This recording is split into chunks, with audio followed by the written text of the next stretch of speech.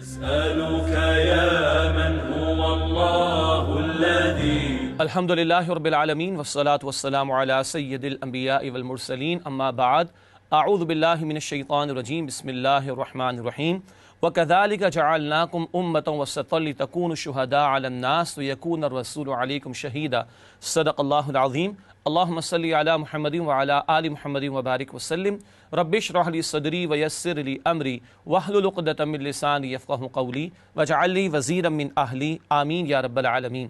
ناظرین کرام السلام علیکم ورحمۃ اللہ وبرکاتہ۔ تعلیمات قرآن سیریز میں خوش آمدید۔ انشاءاللہ تعالی آج ہم دوسرے پارے کے مضامین کا جائزہ لیں گے۔ آپ کو یاد ہوگا پچھلے پروگرام میں سورۃ الفاتحہ کے مضامین کا جائزہ آپ کی خدمت میں پیش کیا گیا اور قرآن حکیم کے پہلے پارے کے مضامین پر بھی ہم نے گفتگو کی تھی، اور آج ہمارا یہ دوسرا پروگرام ہے تعلیمات قرآن سیریز کے حوالے سے، جس میں ہم قرآن حکیم کے دوسرے پارے کے حوالے سے گفتگو کریں گے۔ ہمیشہ کی طرح آئیے سب سے پہلے تعارف آپ کے سامنے رکھتے ہیں۔ پہلی بات اس حوالے سے ہے قرآن کریم کے پارہ نمبر 2 کا مطالعہ، یہ آج ہمارے پیش نظر رہے گا، اور اس پارے کے حوالے سے کچھ اور وضاحت۔ سورۃ البقرہ رکوع نمبر 17 تا 33 یعنی آیات 142 تا 252 کا مطالعہ ہمارے سامنے آئے گا۔ یہ رکوع ہیں البقرہ کے 17 تا 33 جو دوسرے پارے میں شامل ہیں، اور آیات 142 تا 252 سورۃ البقرہ کی یہ آیات دوسرے پارے میں شامل ہیں۔ تعارف کے بعد چلتے ہیں مقاصد مطالعہ، یعنی ہمارے پیش نظر کیا ہے، کیا باتیں ہم سیکھنا چاہتے ہیں۔ ہر نشست میں بات آپ کے سامنے رکھی جائے گی، لرننگ آبجیکٹیو جسے عام طور پر کہا جاتا ہے۔ سب سے پہلی بات پارہ نمبر 2 کی آیات کے مضامین کا جائزہ۔ آپ کو یاد ہوگا پچھلے پروگرام میں بھی ہم نے آیات کے گروپس بنا کر اہم مضامین کا جائزہ آپ کی خدمت میں پیش کیا تھا پہلے پارے کے حوالے سے۔ آج دوسرے پارے کے مضامین کا جائزہ آپ کے سامنے پیش کریں گے۔ پھر منتخب آیات کا مطالعہ، کچھ وہ آیات جس میں بڑی قیمتی ہدایات عطا کی گئیں انفرادی زندگی کے لیے، اجتماعی زندگی کے لیے، اللہ تعالیٰ کی رہنمائی، کچھ منتخب آیات کی روشنی میں وہ ہمارے سامنے آئیں گی انشاءاللہ۔ اور پھر زیر مطالعہ آیات میں بیان شدہ اہم اوامر و نواہی کا تذکرہ، یعنی ڈوز اینڈ ڈونٹس، اہم ہدایات جو قرآن حکیم میں عطا کی گئیں آیات کے حوالوں کے ساتھ، اس کو ہم آپ کے سامنے مختصراً پیش کریں گے۔ ناظرین کرام اس کے بعد آگے چلتے ہیں اور تعلیمات قرآن سیریز کے حوالے سے پارہ نمبر 2 کا مطالعہ شروع کرتے ہیں، اور اولاً آپ کے سامنے آیات کا تجزیہ پیش کیا جائے گا۔ بہت ساری آیات ہیں اور ہم کوشش کرتے ہیں کہ ان آیات کا جو اہم موضوع ہے وہ آپ کے سامنے رکھ دیا جائے۔ آئیے سب سے پہلے آیات کا تجزیہ کرتے ہیں، اور پارہ نمبر 2 کی آیات یہ شروع ہوتی ہیں البقرہ کی آیت نمبر 142 سے۔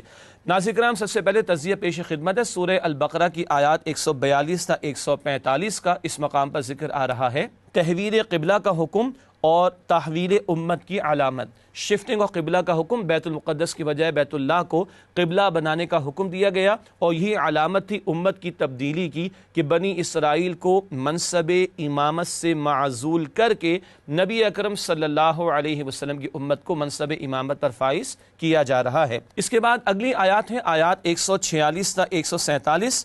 بنی اسرائیل کا حق کو چھپانے کا جرم، یہود کے علماء نے جانتے بوجھتے نبی اکرم علیہ الصلوۃ والسلام کے متعلق بشارتوں کو چھپایا، اس تعلق سے گفتگو آئی ہے۔ پھر آیت نمبر 148 بڑا قیمتی مقام، مقابلے کا اصل میدان نیکیوں میں سبقت۔ ہر ایک کا مقصد زندگی کچھ ہوا کرتا ہے جس کے لیے وہ محنت کرتا ہے۔ قرآن کہہ رہا ہے فَاسْتَبِقُوا الْخَيْرَاتِ، تم خیرات یعنی نیکیوں اور بھلائیوں کے کاموں میں ایک دوسرے سے سبقت کرنے کی کوشش کرو۔ اس کے بعد آیات 149 تا 150 تحویل قبلہ کے حکم کی تکرار۔ یہ موضوع 2 رکوعوں میں بار بار آیا ہے، البقرہ کا رکوع نمبر 17 اور 18، اس مضمون کی تکرار ان آیات میں آئی ہے۔ پھر آیات 151 تا 152 نبی کریم صلی اللہ علیہ وسلم کا بنیادی طریقہ کار۔ یہ بات البقرہ آیت 129 میں بھی آئی ہے پہلے پارے میں، یہاں بھی دہرائی گئی۔ اللہ کے پیغمبر علیہ السلام آیات قرآن کی تلاوت فرماتے ہیں، لوگوں کا تزکیہ فرماتے ہیں، اللہ کے احکام اور کتاب کی تعلیم دیتے ہیں لوگوں کو، اور حکمت کی باتیں بیان فرماتے ہیں۔ یہ 4 باتیں ہیں جو آپ کے بنیادی طریقہ کار میں شامل ہیں، اور یہ تمام ذمہ داریاں آپ نے قرآن کے تعلق سے قرآن کے ذریعے انجام دیں۔ اس کے بعد اگلی آیات البقرہ آیات 153 تا 157 اللہ کی راہ میں آزمائشیں آ کر رہیں گی۔ بڑا اہم مقام استعینوا بالصبر والصلاۃ، صبر اور نماز سے اللہ کی مدد حاصل کرو۔ وَلَنَبْلُوَنَّكُمْ، اللہ فرماتے ضرور ہم تمہارا امتحان لیں گے۔ امت کو منصب امامت پر فائز کیا گیا، اس ذمہ داری کو انجام دینے میں بڑی مشقتیں ہیں، اس کے تعلق سے اس مقام پر متنبہ کیا گیا کہ آزمائشیں آ کر رہیں گی۔ پھر آیت نمبر 158 صفا و مروہ کے درمیان سعی، حضرت ہاجرہ کی بے قراری کی یاد۔ اللہ اکبر، بہت مشہور واقعہ۔ اور دودھ پیتے اسماعیل کو چھوڑ گئے ابراہیم علیہ السلام، اماں ہاجرہ کو بھی چھوڑ گئے، اور پھر ان کا بے قرار ہونا، صفا مروہ کی سعی کرنا، اس کو حج عمرے میں اللہ نے جاری فرما دیا، اور پھر زمزم کا جاری ہو جانا مشہور بات ہے۔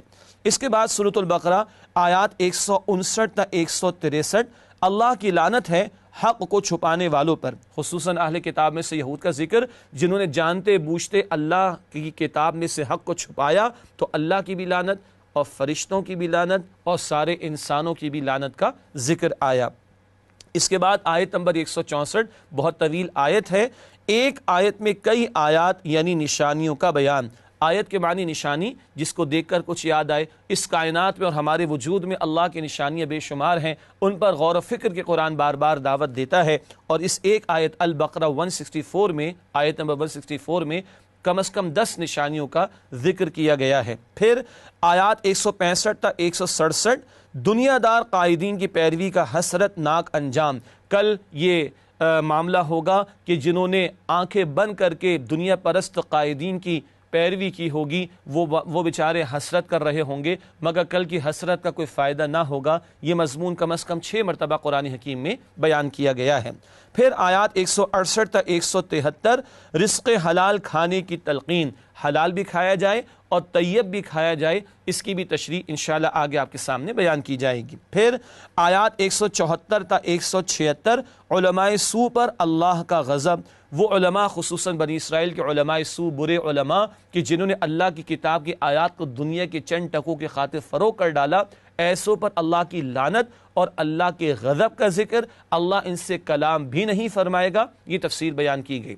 پھر آیت نمبر 177، جہاں نیکی کا صحیح تصور بیان ہوا اور نیکی کا جامع تصور اللہ کی طرف سے عطا کیا گیا، اس آیت پر آگے چل کر ہم منتخب آیات کے بیان کے ذیل میں بات کریں گے انشاءاللہ۔ ناظرین کرام، اس کے بعد اگلی آیت ہے سورۃ البقرہ کی آیات 178 تا 182، قصاص اور وصیت کا حکم۔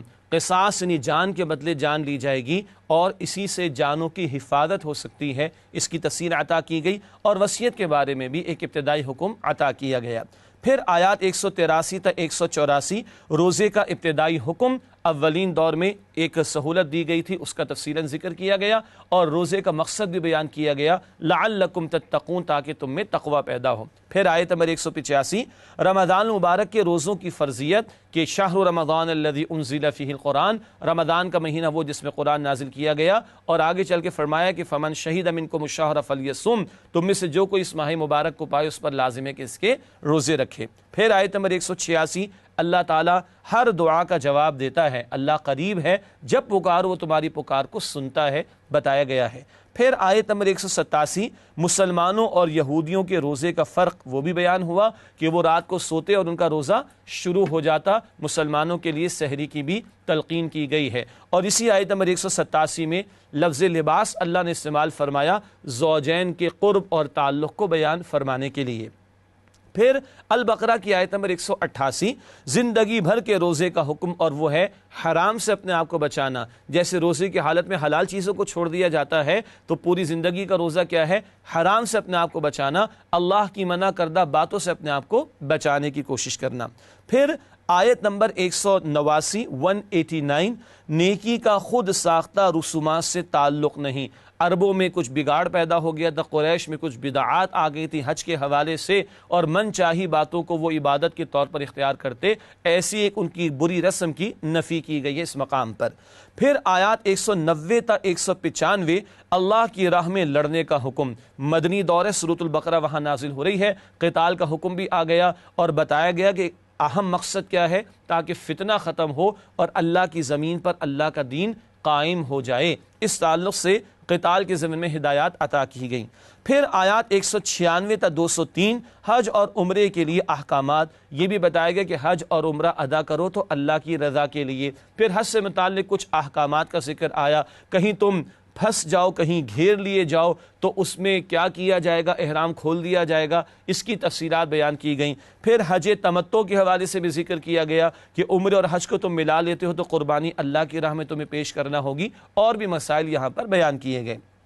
اس کے بعد آیات 204 تا 207 پسندیدہ اور ناپسندیدہ کردار اس کا بیان آیا۔ ایک منافقت والا کردار ہے کہ ذرا مال ہاتھ میں آیا تو اختیار کا غلط استعمال کر لیا، ذرا کا اختیار ملا تو لوگوں پر ظلم و ستم کرنا شروع کر دیا اور دنیا کی محبت میں غرق ہو گئے۔ اور ایک پسندیدہ کردار ہے کہ اللہ کی خاطر اپنی جان کو بھی لگا دینا، کھپا دینا، ہر مشقت کو برداشت کرنا۔ یہ دو کردار، ان کا کانٹراسٹ اس مقام پر بیان ہوا۔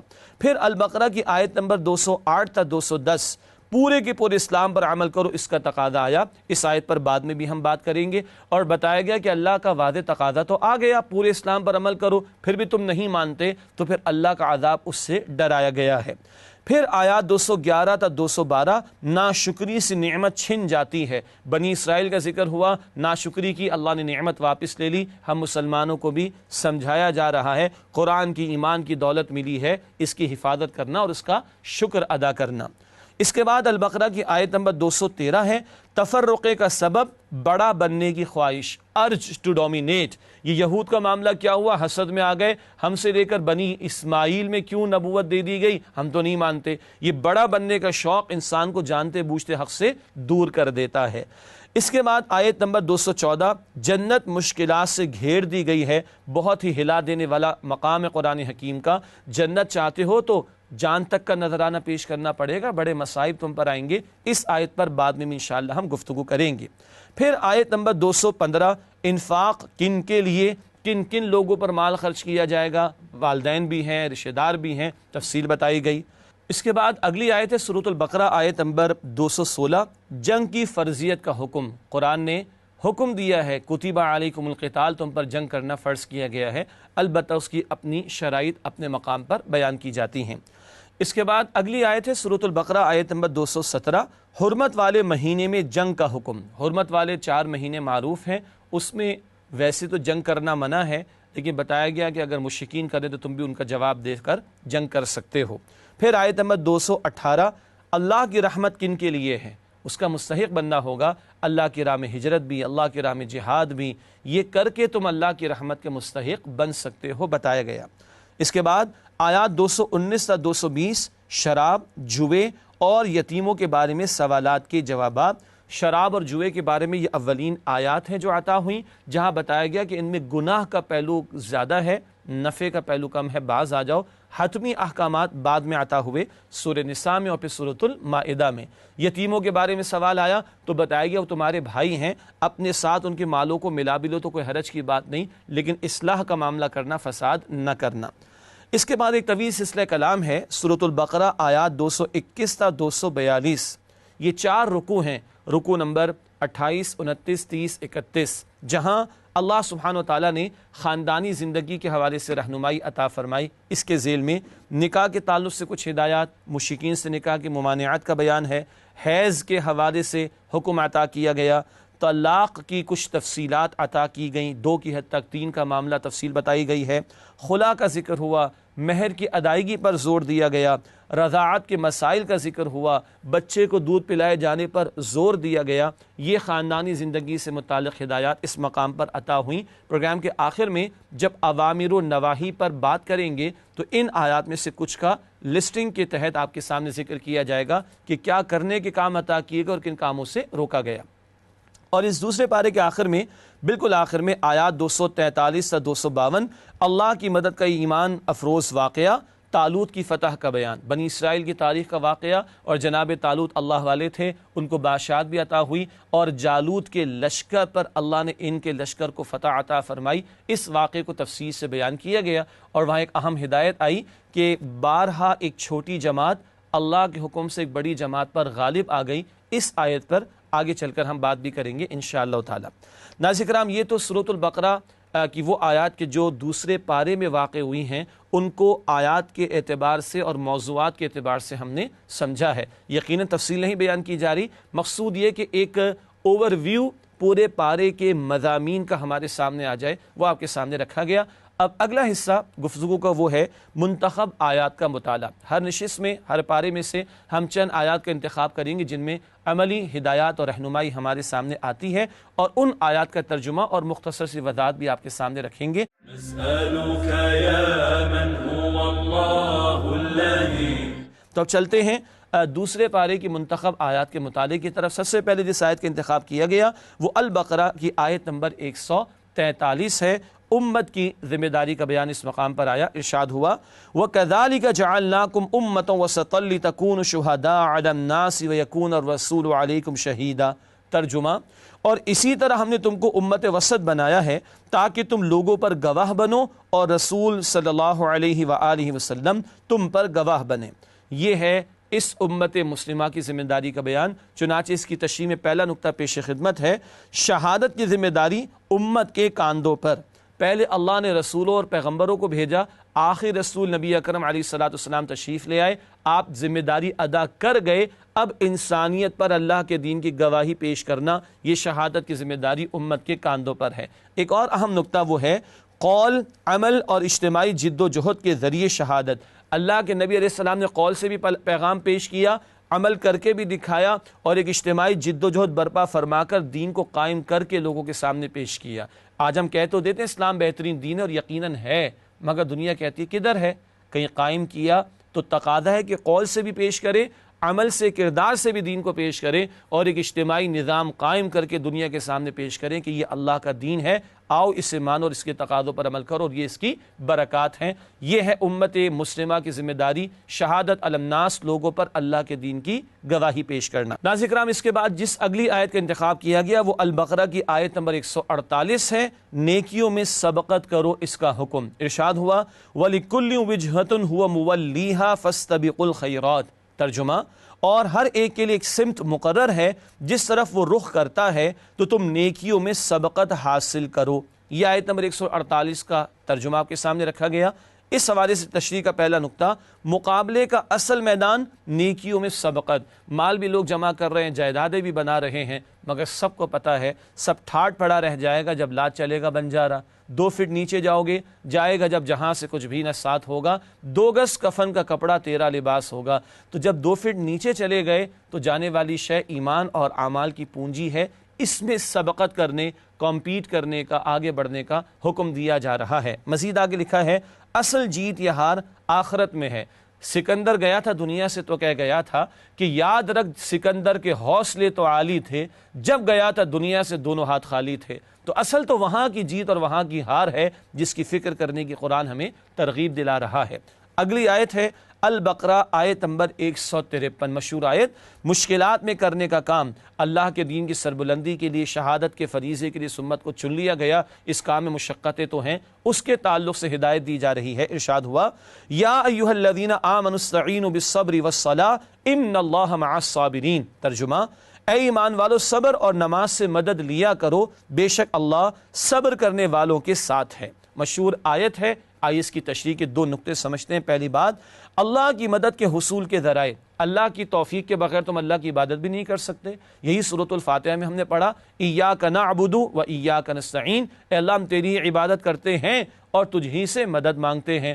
تو اللہ کی مدد کی ہمیں ضرورت ہے۔ یہ آیت نمبر 153 ہے۔ 143 میں ہم نے کیا پڑھا؟ شہادت کی ذمہ داری، فریضہ شہادت وہ ہمارے کاندھوں پر ذمہ داری ہے۔ اب اس کو ادا کرنے کے لیے اللہ کی مدد کی ضرورت ہے، اور اس کے 2 ذرائع کا ذکر آیا، صبر اور نماز۔ صبر ہے ڈٹے رہنا اور سارے مشکل حالات کو برداشت کرنا، اس پر بھی اللہ کی مدد آتی ہے، ان اللہ مع الصابرین۔ اور نماز اللہ کی یاد دہانی کا ذریعہ اور ہمارے عقائد اور ایمانیات کی یاد دہانی کا ذریعہ، اللہ کے ساتھ تعلق مضبوط کرنے کا ذریعہ۔ جب یہ دونوں سہارے ہمارے پاس ہوں گے تو اللہ کے دین کی ذمہ داری ادا کرنا وہ ہمارے لیے انشاءاللہ آسان ہوگا۔ اگلی آیت جس کا انتخاب کیا گیا یہ بھی مشہور آیت ہے قرآن کی، سورۃ البقرہ آیت نمبر 155۔ ارشاد ہوا اس مقام پر وَلَنَبْلُوَنَّكُمْ بِشَيْءٍ مِّنَ الْخَوْفِ وَالْجُوعِ وَنَقْصٍ مِّنَ الْأَمْوَالِ وَالْأَنفُسِ وَالثَّمَرَاتِ وَبَشِّرِ الصَّابِرِينَ۔ ترجمہ، اور ہم کسی قدر خوف اور بھوک اور مال اور جانوں اور پھلوں کے نقصان سے تمہاری آزمائش کریں گے تو صبر کرنے والوں کو اللہ کی خوشنودی کی بشارت سنا دیجئے۔ بہت ہی انقلابی آیت ہے۔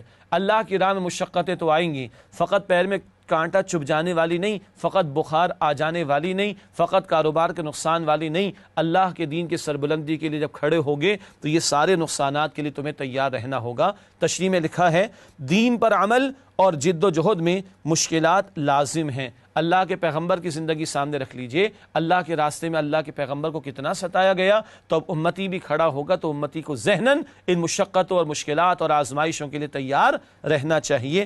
آگے لکھا ہے کہ مال و جان تک کی قربانیوں کا مطالبہ ہے، جان میں بھی نقصان ہو سکتا ہے، مال میں بھی نقصان ہو سکتا ہے، اس سب کچھ کے لیے تیار رہنا چاہیے۔ البتہ یہ سب کچھ لگا کر کھپا کر بھی بات کیا ہوگی، جان دی ہوئی اسی کی تھی، حق تو یہ ہے کہ حق ادا نہ ہو سکا۔ اگلی آیت جس کا انتخاب کیا گیا وہ البقرہ کی آیت نمبر 168 ہے، رزق حلال کھانے کی تلقین۔ ارشاد ہوا اس مقام پر، یا ایھا الناس کلوا مما فی الارض حلالا طیبا ولا تتبعوا خطوات الشیطان۔ ترجمہ، لوگو جو چیزیں زمین میں حلال طیب ہیں وہ کھاؤ اور شیطان کے قدموں پر نہ چلو۔ اللہ کی طرف سے رزق حلال اور طیب کھانے کا تقاضا آ رہا ہے۔ تشریح کے والد سے پہلی بات، حلال اور طیب کھانے کا حکم۔ جو جانور مثال کے طور پر جس کا گوشت کھا رہے ہیں، جس کو ذبح کیا جا رہا ہے، وہ جانور تو حلال ہو، وہ طیب بھی ہونا چاہیے۔ اس سے کیا مراد ہے؟ آگے لکھا ہے ذریعہ آمدنی بھی حلال ہو۔ کھا تو رہے بکرے کا گوشت کھانا تو حلال ہے، لیکن کس پیسے سے حاصل کیا گیا، تو وہ آمدنی بھی حلال ہونی چاہیے۔ مزید آگے لکھا ہے شرکیہ روش سے پاک ہو، جانور بھی ذبح کیا جائے تو اللہ کا نام لے کر، اور جانور ذبح کیا جائے تو اللہ کے تقرب اور اللہ کی خوشنودی کے لیے، تو حلال اور طیب کھانے کا حکم دیا جا رہا ہے۔ اس کے بعد جو اگلی آیت ہے وہ ہے البقرہ آیت نمبر 177، نیکی کا صحیح تصور۔ بہت جامع آیت ہے قرآن حکیم کی۔ ارشاد ہوا لیس البر ان تولوا وجوهكم قبل المشرق والمغرب ولكن البر من آمن بالله واليوم الآخر والملائكة والكتاب والنبيين وآتى المال على حبه ذوي القربى واليتامى والمساكين وابن السبيل والسائلين وفي الرقاب۔ یہ پہلا حصہ اس آیت کا، اس کا ترجمہ آپ کے سامنے رکھتے ہیں۔ نیکی یہی نہیں کہ تم مشرق یا مغرب کی طرف منہ کر لو، بلکہ نیکی یہ ہے کہ لوگ اللہ پر اور روز آخرت پر اور فرشتوں پر اور اللہ کی کتاب پر اور پیغمبروں پر ایمان لائیں، اور مال باوجود عزیز رکھنے کے رشتہ داروں اور یتیموں اور محتاجوں اور مسافروں اور مانگنے والوں کو دیں، اور گردنوں کے چھڑانے میں خرچ کریں۔ تفصیل طلب آیت ہے لیکن مختصراً چند باتیں۔ پہلی بات، نیکی کا جامع تصور۔ جب قبلے کی تبدیلی کا حکم آیا تو یہود نے اعتراض کیا، بھئی یہ تو قبلین کا ٹھیک نہیں ہے، ذرا ظاہر میں معاملہ ادھر ادھر ہو جائے تو بات کا بتنگڑ بن جاتا ہے، حالانکہ تبدیلی کا حکم تو اللہ نے دیا تھا۔ بتایا جا رہا ہے ظاہر کے چند معاملات تک نیکی محدود نہیں، اس کا ایک جامع تصور ہے۔ اس میں اگلی بات، اللہ کی رضا، آخرت کی فلاح، رسول اللہ علیہ السلام کا طریقہ، یہ ایمانیات کا بیان ہے۔ جو نیکی کرو اللہ کی رضا کے لیے، اجر فقط آخرت میں مطلوب، و طریقہ اللہ کے رسول سے لیا جائے گا صلی اللہ علیہ وآلہ وسلم۔ ہر عمل نیکی نہیں، بلکہ وہ عمل جو سنت کے مطابق ہوگا، اللہ کی رضا کے لیے ہوگا، اور جس میں پیش نظر آخرت کا اجر ہو، وہی اللہ کے ہاں نیکی قرار پائے گا۔ ایمانیات کے بعد مال خرچ کرنے کا ذکر آیا، چنانچہ ہم نے لکھا ہے انسانی ہمدردی میں مال خرچ کرنا۔ ایمان کے بعد ایک مطلوب ترین شے نیکی کے بیان میں کیا ہے؟ مال کا خرچ کرنا، اور انسانی ہمدردی کے لیے، لوگوں کی بھلائی کے لیے، لوگوں کے فائدے کے لیے مال کا خرچ کرنا۔ آیت کا اگلا حصہ، وَأَقَامَ الصَّلَاةَ وَآتَى الزَّكَاةَ وَالْمُوفُونَ بِعَهْدِهِمْ إِذَا عَاهَدُوا وَالصَّابِرِينَ فِي الْبَأْسَاءِ وَالضَّرَّاءِ وَحِينَ الْبَأْسِ أُولَٰئِكَ الَّذِينَ صَدَقُوا وَأُولَٰئِكَ هُمُ الْمُتَّقُونَ۔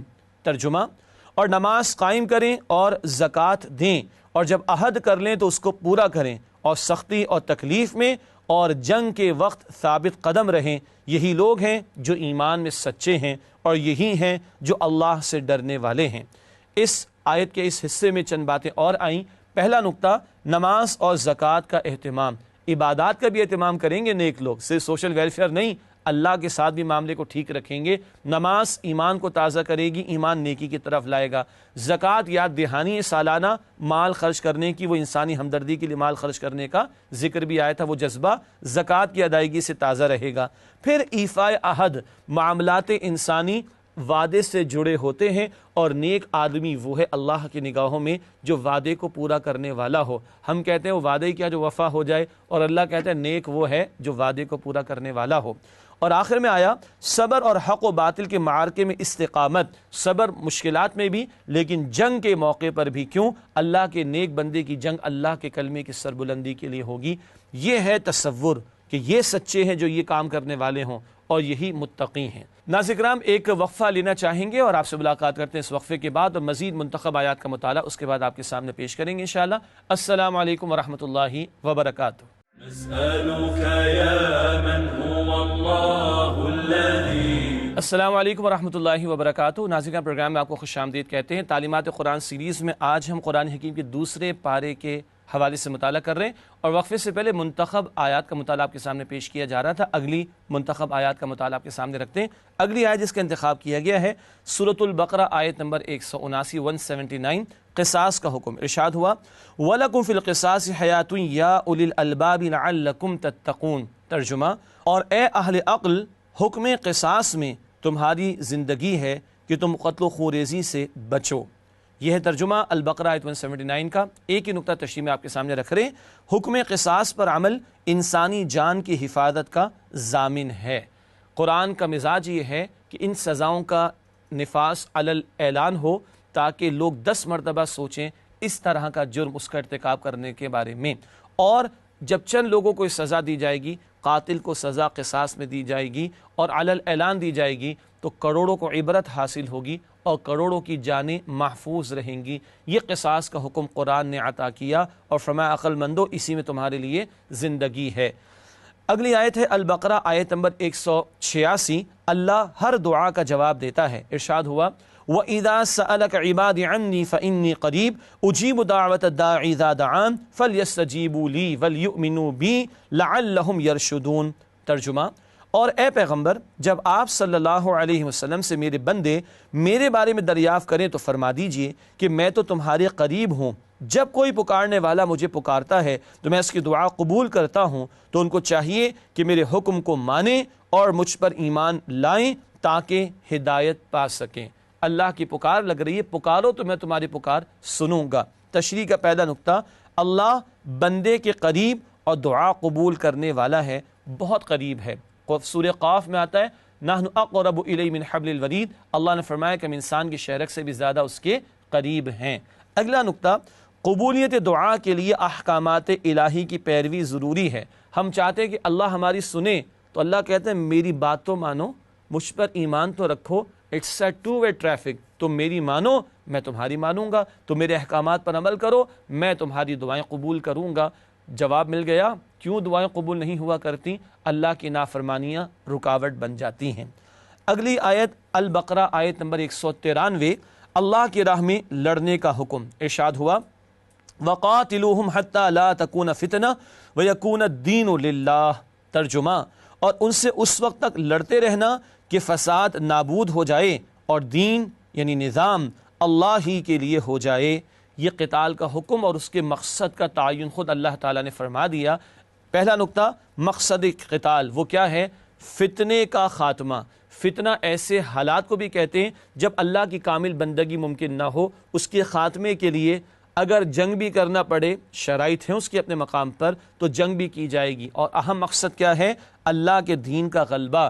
زمین اللہ کی ہے، مالک اللہ ہے، حاکم بھی اللہ ہے، اس کے حکم کا نفاذ ہونا چاہیے۔ اس مقصد کے لیے اگر اہل ایمان کو کبھی جنگ بھی کرنا پڑے تو ہمارا دین، ہمارا رب اس کا حکم دیتا ہے۔ اگلی آیت ہے البقرہ آیت نمبر 208، پورے کے پورے اسلام پر عمل کرو۔ ارشاد ہوا یا ایھا الذین آمنوا ادخلوا فی السلم کافہ ولا تتبعوا خطوات الشیطان انہ لکم عدو مبین۔ ترجمہ، مؤمنوں اسلام میں پورے پورے داخل ہو جاؤ اور شیطان کے پیچھے نہ چلو، وہ تو تمہارا کھلا دشمن ہے۔ بہت اہم مقام پورے اسلام پر عمل کا تقاضا ہے، چنانچہ اگلا نقطہ لکھا گیا ہے انفرادی اور اجتماعی دونوں گوشوں میں دین پر مکمل عمل کا مطالبہ۔ اللہ نے دین مکمل فرما کر دیا، انفرادی زندگی کے لیے بھی، اجتماعی معاملات کے لیے بھی۔ عبادات میں، معاملات میں، اخلاقیات میں، رسومات میں اللہ ہی کی ماننی ہے، تو گھر میں بھی، معاشرت میں بھی، معیشت میں بھی، سیاست میں بھی، عدالت میں بھی، ریاست میں بھی اللہ ہی کی ماننی ہے۔ پورے اسلام پر عمل کا تقاضا ہے۔ ساتھ ہی بتا دیا گیا کہ دین پر جزوی عمل شیطان کی پیروی ہے۔ پورے دین پر عمل نہ ہی نہیں کیا جا رہا یا کوشش نہیں کی جا رہی تو پھر شیطان کی پیروی ہو رہی، پھر رحمان کی بات نہیں مانی جا رہی۔ اللہ اکبر۔ ناظرین کرام، اگلی آیت ہے سورۃ البقرہ آیت نمبر 214، جنت مشکلات سے گھیر دی گئی ہے۔ بڑا ہی انقلابی مقام قرآن حکیم کا ارشاد ہو رہا ہے ام حسبتم ان تدخلوا الجنہ ولما یأتکم مثل الذین خلو من قبلکم مستهم البأساء والضراء وزلزلوا حتى يقول الرسول والذین آمنوا معه متى نصر اللہ الا ان نصر اللہ قریب۔ ترجمہ، کیا تم یہ خیال کرتے ہو کہ یوں ہی جنت میں داخل ہو جاؤ گے اور ابھی تم کو پہلے لوگوں کی سی مشکلیں تو پیش آئی ہی نہیں؟ ان کو بڑی بڑی سختیاں اور تکلیفیں پہنچیں اور وہ مشکلات میں ہلا دیے گئے، یہاں تک کہ پیغمبر اور مؤمن لوگ جو ان کے ساتھ تھے سب پکار اٹھے کہ کب اللہ کی مدد آئے گی، دیکھو اللہ کی مدد عن قریب آیا چاہتی ہے۔ یہ ہے البقرہ آیت نمبر 214 کا ترجمہ۔ اللہ اکبر، ہل جاتا ہے انسان۔ پہلا نقطہ، جنت محض زبانی دعووں سے نہیں ملے گی، محض دعووں سے جنت نہیں ملے گی، دعووں کا ثبوت پیش کرنا ہوگا اور دعووں کے ثبوت کے پیش کرنے میں مشقتوں سے گزرنا ہوگا، اور اتنا ہلا دیا جائے گا کہ وقت کے رسول پکار رہے ہیں۔ رسول کے ایمان کا عالم کیا ہوگا؟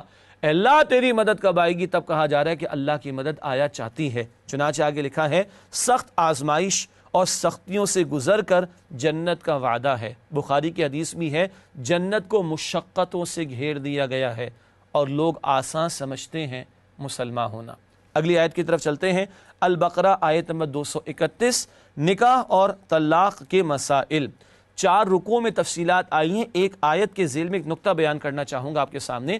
البقرہ آیت نمبر 231 میں ارشاد ہوا وَإِذَا طَلَّقْتُمُ النِّسَاءَ فَبَلَغْنَ أَجَلَهُنَّ فَأَمْسِكُوهُنَّ بِمَعْرُوفٍ أَوْ سَرِّحُوهُنَّ بِمَعْرُوفٍ وَلَا تُمْسِكُوهُنَّ ضِرَارًا لِتَعْتَدُوا وَمَنْ يَفْعَلْ ذَلِكَ فَقَدْ ظَلَمَ نَفْسَهُ وَلَا تَتَّخِذُوا آيَاتِ اللَّهِ هُزُوًا۔